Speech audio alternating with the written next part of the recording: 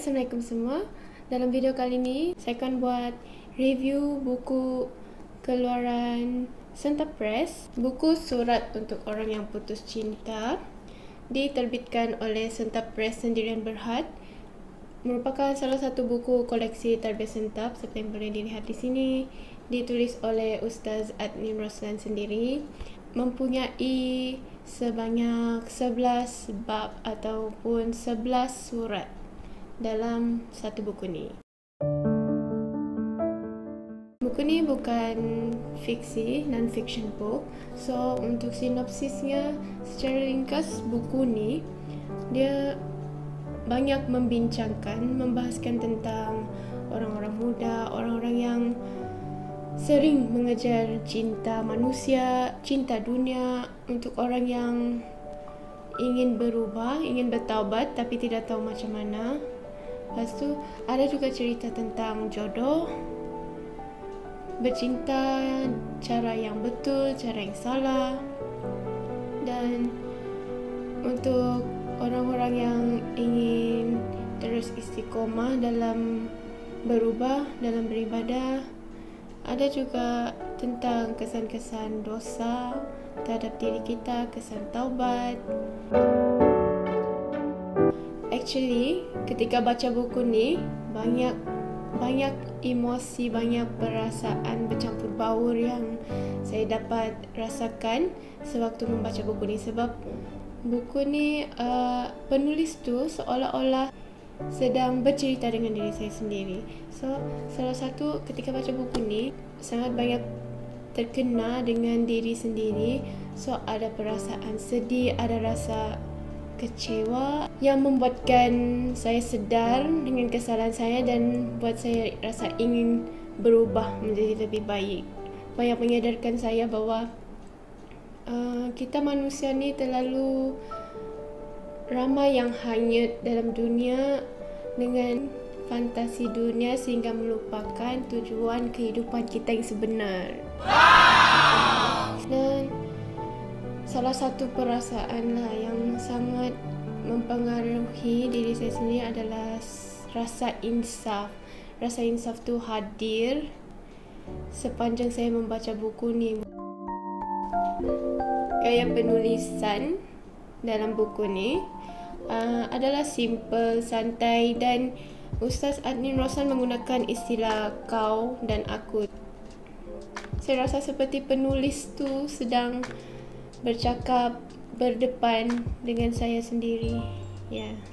Dan of course banyak ayat-ayat sentap yang bukanlah bermaksud untuk merendahkan atau menghina, mencaci, memaki diri saya sebagai seorang pembaca, tetapi sentapan ayat-ayat tu membuatkan saya sedar dan membuatkan saya lebih insaf. Contoh, ada benda yang paling sentap lah bagi saya, salah satu tentang couple.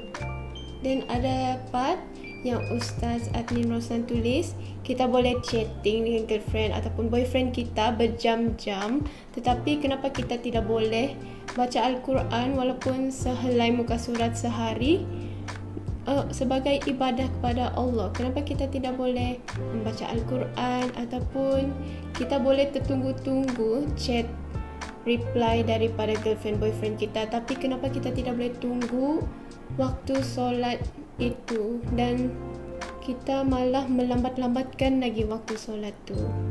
You get it what I mean? Ya.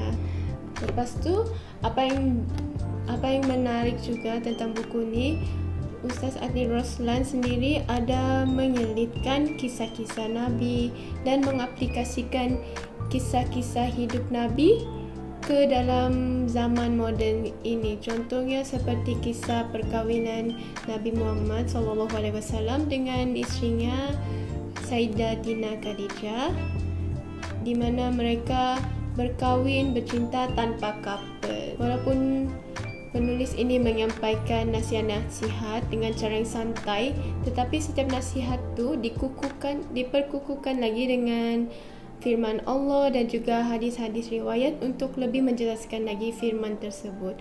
So bagi saya, buku ini walaupun santai tetapi dia mempunyai fakta yang kukuh, bukan sekadar cakap kosong. Dan sebagai kesimpulannya, buku ni gaya penulisan buku ni sangatlah simple, santai dan juga walaupun sentap tapi ayat-ayat sentap tu dalam cara yang baik, cara yang menyedarkan dan menginsafkan diri para pembaca. Bagi saya buku ni sangat sesuai untuk mereka yang rasa ingin bercinta, ingin berkapal ataupun yang baru putus cinta, break up. Terutamanya untuk anak-anak muda yang single juga, yang berkeinginan untuk couple, untuk mempunyai girlfriend, boyfriend.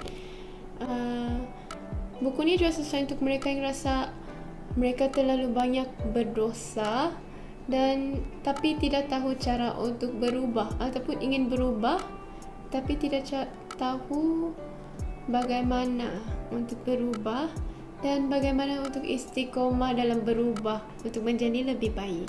Dan bagi saya, orang yang patut baca buku ni adalah untuk orang yang masih tidak tahu tujuan sebenar kehidupan. Sebagai seorang pelajar psikologi, umur di antara lingkungan 12 hingga 19 tahun, iaitu umur remaja, adolescent, kebanyakannya mengalami krisis identiti diri. Mereka mempunyai krisis self-identity and also identity confusion. Maksudnya mereka mempunyai krisis untuk mencari diri mereka sendiri. Mereka rasa lost.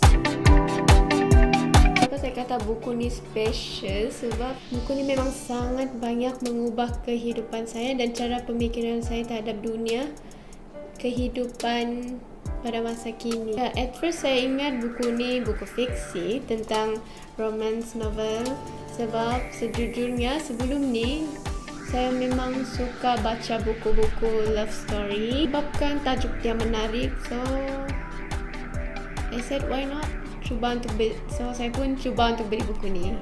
Dan saya juga selalu berangan-angan. Saya selalu berangan-angan juga ingin couple, tapi saya tak couple. So bagi saya, buku ni banyak membuka mata saya, membuka mata hati saya untuk berubah, untuk menjadi lebih baik. Memang couple pada zaman kini sudah menjadi satu trend, satu benda yang telah dinormalisasikan. Sebab kita terlalu expose dengan persekitaran, tengok drama cinta, K-drama, drama jenis unsur-unsur couple. So membuatkan kita rasa couple tu tidak bersalah, tapi sebenarnya couple tu haram. So selepas baca buku ni juga, saya sedar bahawa banyak lagi kekurangan yang ada pada diri sendiri. Selama ni saya hanya banyak memikirkan keseronokan dunia, tengok drama, walaupun tidak melakukan zina-zina besar, tapi saya sedar bahawa saya telah banyak buang masa untuk benda-benda yang tidak berfaedah. So selepas baca buku ni, saya banyak melakukan perubahan step by step. Saya cuba untuk kurangkan masa tengok drama, and then saya akan berusaha istiqomah untuk mengawalkan waktu solat.